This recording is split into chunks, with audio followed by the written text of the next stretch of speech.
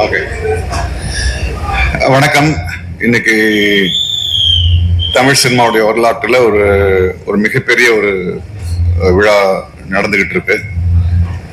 ஏதோ மரபுக்காக சொல்றது கிடையாது, உண்மையாகவே இது ஒரு பெரிய ஒரு நிகழ்வு.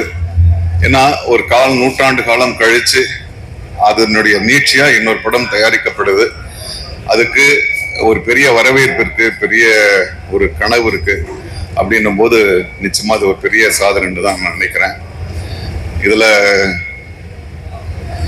நான் இவங்க தனி மனிதர்களா இல்ல, 3 சக்திகளா பார்க்குறேன். Red giant, Kamal sir, Shankar sir.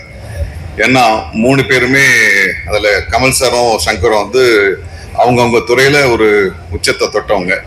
இன்னைக்கு நம்ம பேசுற pan Indian film or global film அதெல்லாம் வந்து அவங்க அப்பவே அந்த வார்த்தைகள் வர்றதுக்கு முன்னாலேயே பண்ணிட்டு இருக்காங்க. அவங்கள இணைச்சு இந்த ஒரு பெரிய ஒரு வரலாற்றை உருவாக்குற ரெட் ஜெயண்ட்டுக்கும் இதுல ஒரு ஈக்குவலான பங்கு இருக்கு. ஸோ உங்களை மாதிரியே நானும் ரொம்ப எதிர்பார்ப்போட காத்துக்கிட்டு இருக்கேன். இந்த துறை சார்ந்தவனா இல்ல, இந்த தமிழ்நாட்டுடைய ஒரு கடைசி ரசிகன் எப்படி காத்துட்டு இருக்கானோ அந்த படத்துக்காக நானும் காத்துட்டு இருக்கேன். வாழ்த்துக்கள்.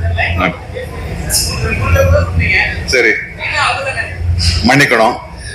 இதெல்லாம் அந்த 3 சக்திகள் ஒன்று சேர்ந்தாலும் அதை கொண்டு வந்து அழகான ஒரு தங்க தட்டுல வைக்கிற ஒரு பெரிய பொறுப்பை லைக்கா பண்ணியிருக்காங்க. என்னுடைய கவனக்குறைவுக்கு தயவு செஞ்சு மன்னிக்கணும். இதை எடிட் பண்ணிடுங்க. ஓகே. பட்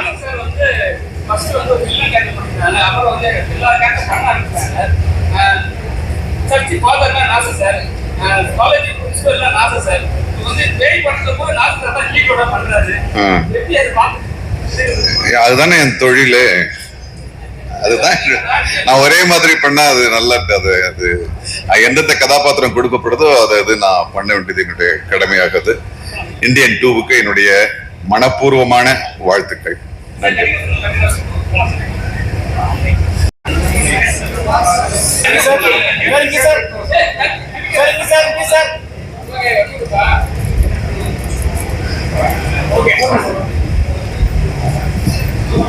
இவ்வளவு பேரை ஒட்டுக்கா நான் பார்த்ததே இல்லைங்க. என்னங்க இது இப்போ பயமா இருக்கு பாக்குறதுக்கு.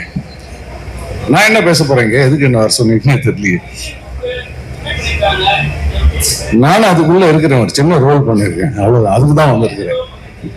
அதெல்லாம் சொல்லாமான்னு எனக்கு தெரியல, அதனால சொல்ல மாட்டேன். இந்த கேள்விக்கெல்லாம் ஒரு பதில் சொல்லணுமாங்க. அவரோட படம் எப்படி இருக்கும் நீங்களே தான் சொல்லிட்டீங்க, பதிலே சொல்லிட்டீங்க. அப்புறம் என்ன, உங்க கேள்வியிலே பதில் இருக்கு.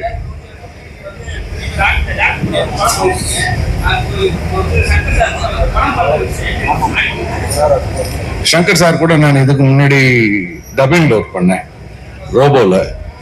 அங்கேயே ஒரு என்ட்ரி கிடைச்சது. சரி, நம்ம அவரோட டைரக்ஷன் ஒண்ணு நடிக்கலையேன்னு ஒரு ஓரமா ஒரு ஏக்கம் இருக்கு இல்லையா, அது இந்த படத்துல ஒரு டிக் ஆச்சு.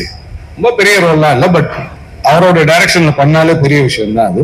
So I am lucky. ஐயா, எனக்கு அவர் கூட காம்பினேஷனே இல்லைங்க. நீங்க கமல் சார் படத்துல நடிச்சிருக்கீங்களான்னு கேட்டா ஆமா, கமல் சார் கூட நடிச்சீங்களான்னா இல்ல.